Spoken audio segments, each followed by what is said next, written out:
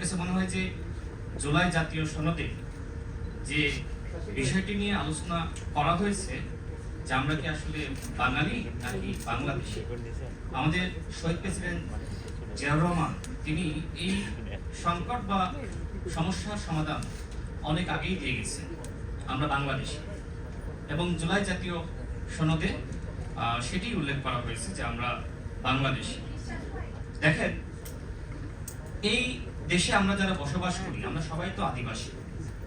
আদিবাসী মানে কি? আমরা যারা আগে থেকে এখানে বসবাস করছি, এখন আমাদের পাহাড়ে যারা আছে, যারা আমরা এই অঞ্চলে আছি, আমরা তো সবাই আগে থেকে বসবাস করছি। সুতরাং আমাদের এই যে বিতর্ক, এই বিতর্কের মধ্যে আমাদের না যাওয়া উচিত, বরং আমাদের সংবিধানে যেটি মীমাংসিত ইস্যু এবং নতুন করে এটি নিয়ে আসলে বিতর্ক করার সুযোগ নাই। বিশেষ করে যে সময় পার্বত্য চট্টগ্রাম শান্তি চুক্তি হয়েছিল, তখন কিন্তু সেই চুক্তিপত্রে আসলে আমরা যারা পাহাড়ে বসবাস করছে তাদেরকে কি নামে আখ্যায়িত করব সেটি সমাধান করা হয়েছে। সুতরাং আমি মনে করি যে যারা পাহাড়ে, যারা সমতলে আমরা বসবাস করছি, আমাদের ভিতরে হয়তো ধর্ম এবং বর্ণের পার্থক্য থাকতে পারে, কিন্তু আমরা সবাই বাংলাদেশি এবং এই পরিচয়ে আমাদের সবার উচিত গর্ববোধ করা। এবং সর্বশেষ আমি যে কথা বলতে চাই, জুলাই জাতীয় সনদ নিয়ে অনেকে কথা বলছে। দেখেন, আমাদের এখানে মাননীয় স্বরাষ্ট্রমন্ত্রী আছেন, তিনি বিএনপির পক্ষ থেকে জাতীয় ঐক্যমত কমিশনে তিনি প্রতিনিধিত্ব করেছিলেন এবং বিএনপি যে বিষয়গুলোতে ঐক্যমতে এসেছে এবং যে বিষয়গুলোতে ভিন্নমত ছিল সেটি সংখ্যা কিন্তু খুবই সীমিত।